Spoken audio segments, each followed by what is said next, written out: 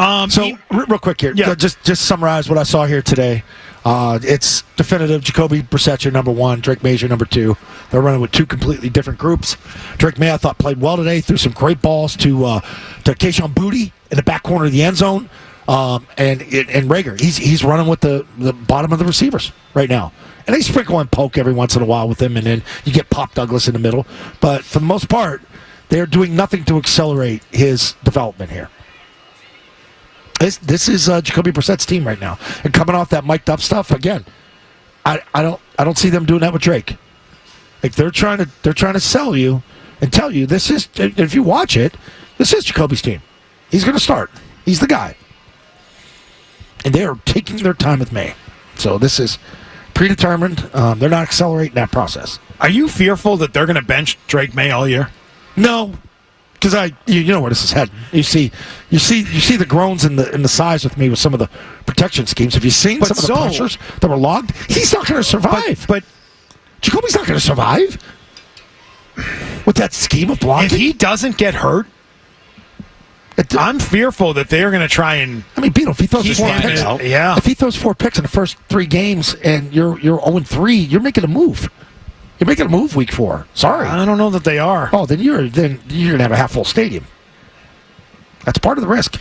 And again, during this practice today, when Drake Maye made a couple of spectacular throws, the crowd here at ecstatic. The training camp fields, the practice fields behind the stadium, they not only were ecstatic for it, but they started chanting, "Start Drake Maye." Hey, they sucked it up and came out here in the rain. You know? They saw what he's capable of doing. His fan base is excited. You got the number 3 pick. You moved on from Mac Jones. You want something. When you go and you don't get it, it's disappointing. I was excited when they picked him because I thought, ooh, there's a chance they're going to play. There's no chance they're starting him. There's no chance. None. And I don't know what other people are reporting. I think it's been made very apparent during this camp that they have no interest in starting Drake Maye. You're smoking hashish if you think Joe Milton's starting. Well, Evan Lazard just tweeted out, he was recapping practice, Jacoby Brissett looks serviceable right now as QB1. However, Maye is making strides the last few days. Ball's coming out quicker. Yep. You can see him processing things faster. At some point, you'd like to get Maye a look with the ones. Which is what you've been talking about for the last 2 days, Bertrand. 2 days? Yeah, I've been talking about it for a week now. Yeah. I'm glad everybody else is seeing what I've been seeing. The red zone's impressive. This is insane. This was going on last week at the red zone, too. It's catch and throw.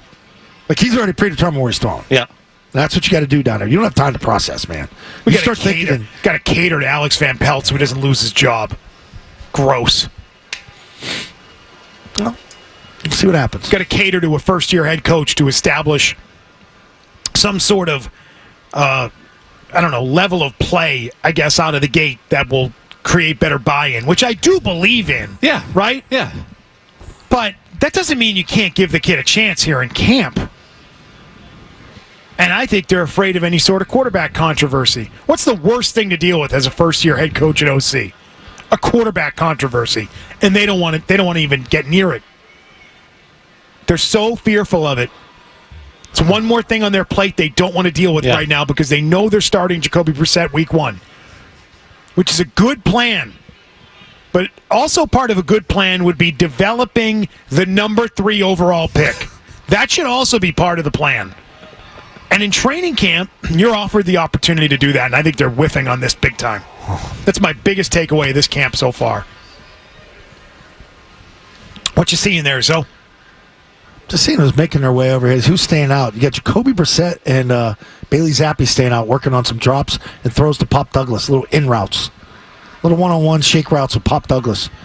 So this is your number 1 quarterback working with your number 1 slot guy. Just on those little bang routes, just stick movers, drive movers, conversions. Everybody else pretty much off the field. It's a bunch of guys signing, though. Kendrick Bourne did come onto the field and was at first talking to Robert Kraft. He then went over and hung out with the receivers on the sideline with his position group, which is appropriate. Where you'd expect the guy to be. Yeah. He was talking to Juju Smith-Schuster for a while. Right. Which you just automatically wonder, what that conversation is, given the rumors that are out there right now. Yeah. You get some updates probably this late this afternoon. Probably Dornfelder and Maz, this thing will break. You think so? Hope so. Hey, if you like that clip, check out more videos from Zolak and Bertrand right here. For more Patriots analysis and opinion, hit this playlist. And for all the latest from the Sports Hub, download the app at 985thesportshub.com.